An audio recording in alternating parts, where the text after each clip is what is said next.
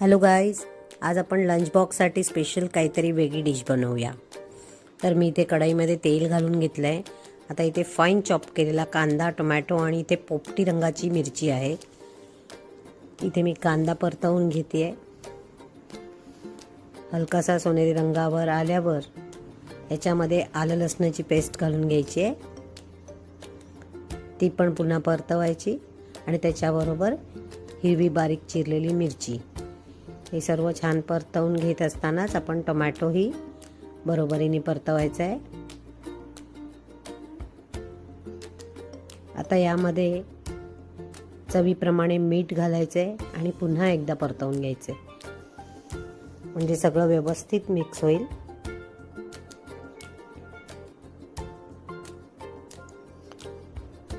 आता यामध्ये थोडीशी कोथिंबीर घालून घ्यायची आहे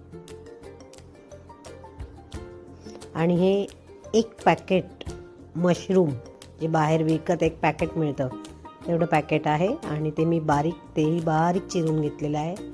त्यावर घालून घेतलं आहे तिखट, माझ्या आवडतं हिंग, हळद, धणे पावडर आणि किचन किंग मसाला।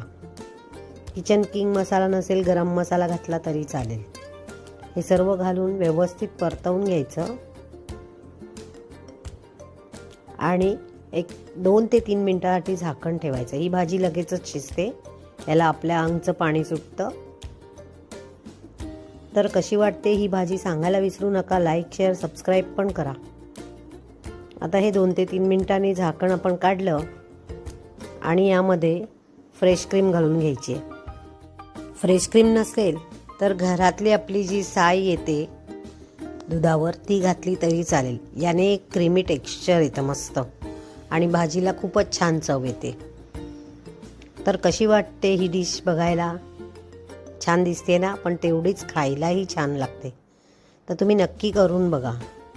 हे सर्व पुन्हा परतवून घ्यायचं आहे आणि त्यावर भरपूर कोथिंबीर घालायची आणि आपली मशरूम मसाला रेडी झालेली आहे। यावर मी आता भरपूर अशी कोथिंबीर घालते आहे आणि आपला टिफिन बॉक्स भरायला तयार। हे पहा,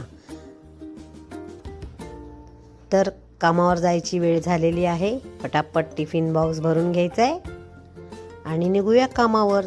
चला तर मग, बाय बाय। आपला दिवस शुभ जाओ आणि पुढच्या व्हिडिओमध्ये काय बघायला आवडेल नक्की कळवा। धन्यवाद। हॅलो गाईज, आज आपण लंच बॉक्ससाठी स्पेशल